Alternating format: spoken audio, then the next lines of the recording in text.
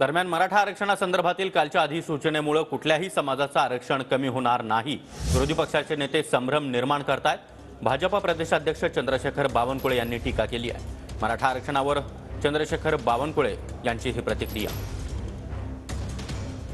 मी समाजाच्या नोंदी आहेत, ज्या आतापर्यंत नोंदी होत्या पण त्यांना ओबीसी प्रमाणपत्र मिळालं नाही, अशांना ओबीसी प्रमाणपत्र देण्याकरता कालच्या निर्णयानुसार मला वाटतं आता मार्ग मोकळा झाला आहे।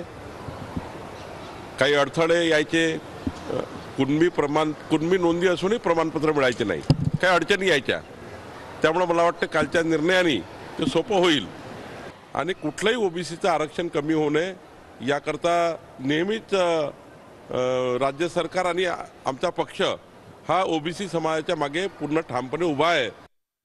नाही, काहीतरी विरोधी पक्षाचे लोक संभ्रम तयार करतायत। एक तर मात्र नक्की झाला आहे की ज्या ठिकाणी कुणबी नोंदी होत्या पण त्यांना प्रमाणपत्र मिळाले नव्हते, अशा काही नोंदी सापडल्या सरकारच्या पुढाकाराने, त्यांना त्या परिवारावर न्याय देण्याची भूमिका सरकारची झाली आहे आणि त्यामुळे मला वाटतं हे काही कमी नाही आहे।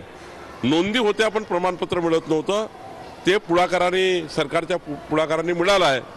मला वाटतं याच्यामध्ये चांगला फायदा समाज